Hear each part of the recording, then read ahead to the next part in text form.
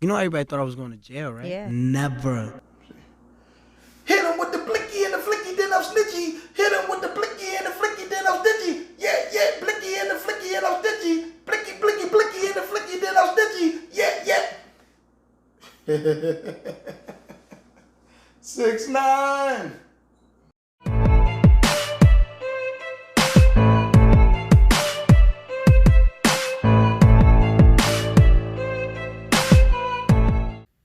Hey, welcome to Ashy Classy Ratchet Righteous. Ashy Classy Ratchet Righteous. Welcome to the podcast. You never know how I'm feeling. Sometimes I might feel a little ashy. Sometimes I might feel a little classy. Sometimes I might be feeling a little ratchet. And you know, sometimes I can get a little righteous. Welcome.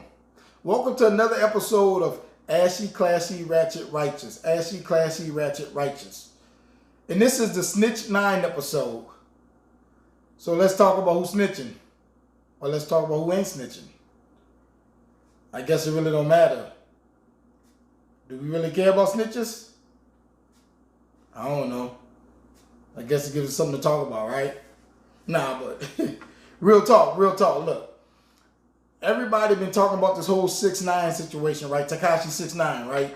Because he telling on everybody. The memes are hilarious. I love the memes. The memes are hilarious. But the one thing I don't hear nobody really talking about is I hear people making excuses either way, right? I hear people like the streets cats like, oh, why he snitching? He signed up for that life. He shouldn't be snitching. And then the other cats who ain't street cats like, oh, you know, if you was facing 25 or 45 years to life, you be snitching too. You know what I'm saying? So what you expect them to do? Well, here's one thing I don't expect them to do, right? What I don't expect him to do is to join a group or a gang to get his rap career off the ground. See, that's the problem. That's what people ain't talking about. People ain't talking about how that's the cool thing to do. We see a lot of these artists, they get famous or they trying to get famous and they join these gangs to get clout. Now, I'm going to keep it a buck with you. If I was a gang member, see, this is why I couldn't be a gang member. Because if I was a gang member and I didn't got put in a circle and dudes that put hands and feet on me for 5 minutes. And then here it is, you come along and you just drop a couple stacks and nobody put no hands and feet on you. And that's your initiation is your stacks, and my initiation is people putting their hands and feet on me. Man, you get in the business. I'm sorry. You would get took out by your own gang member because I would get you. I would have to get you. Because if somebody putting hands and feet on me for me to be part of this gang and you just come in and you throw a bunch of stacks at them, you know, now you an official gang member. Nah, partner. I'm sorry. I can't do that. No. That's why I don't mess around with that gang stuff because, no, you ain't about to set me up for the okie doke like that. Have me doing life and doing prison time behind you all because you got some money and you want to be cool and you thought being a gang member was cool, right? You know, shoot. I remember when I used to work at this juvenile, man. I made this dude cry, and I didn't even know I didn't try to make the dude cry. I used to work at a high security juvenile. And I mean, these dudes in this juvenile was real criminals. These dudes was real killers. They was real, whatever you want to call them. These dudes was official. They was high security. They were official. They had a rap sheet, and they had paperwork to prove it. And I remember I was working there, and they had this one dude. He was a big Lil Wayne fan. And ain't nothing wrong with being a Lil Wayne fan if you're a fan of his music. But this dude was a fan of Lil Wayne because this dude was a blood member himself. And that's all he kept talking about, Pyru and Lil Wayne and all this stuff. So I told him, I said, look, blood, I grew up in New Orleans before Katrina. And we ain't had no Bloods and Crips and all that stuff. And to keep it real with you, I remember when I was in high school in the 90s when a bunch of Bloods and Crips tried to come to New Orleans and they didn't get a warm welcome. You know, they kind of got ran out, you know. They did. They got ran out the city. You know, and it was a very deadly time. They got ran out the city.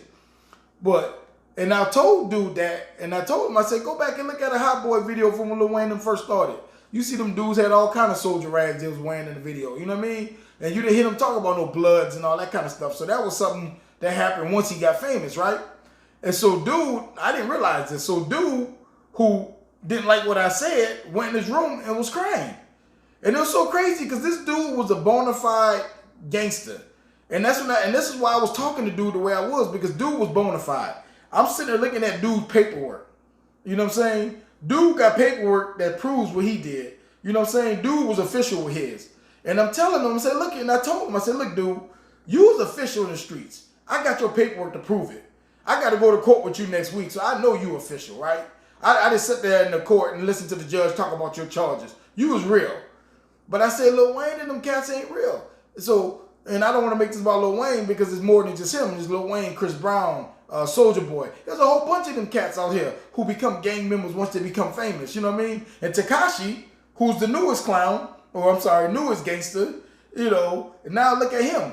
Now he's facing all this time, and now Tekashi telling on everybody. But the main thing that he told that nobody talking about is how the first thing he said is that he was doing some kind of other kind of rap, metal hardcore rap, and he wanted to get into gangster rap. So the first thing he do, he seen the dudes Shotty and them with their gang and stuff, and he realized that that was his way in.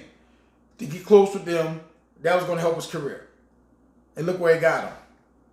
The minute he started acting up, they went to banging his girl and kidnapping him. And now he's telling on everybody. And like I said before, I don't care about the whole snitching thing. I don't believe in that snitching thing because it's a farce. Because anybody know anything about our criminal system, then you already know it's a farce. You know how the criminal system really works. It's meant for you to tell. That's why they give you deals. And they meant for you. They don't want you to go to court. They want you to cop a deal. And only when you going to cop a deal is if you start talking. So all y'all youngsters out here that's trying to rap, man, pay attention, man. Pay attention to the real. Because you got cats who gangbanging for real. And they tell you, man, they trying to get out that life. And then y'all cats trying to get in that life. Man, help it make sense, bro. But that's it. I'm done. This is Toss of the Gospel Poet. Holla at your boy when you see me. Because even if you don't give me... Holla at your boy when you see me. Because even if you don't rock with me, I still rock with you, baby. You heard me? It's always love. Deuces.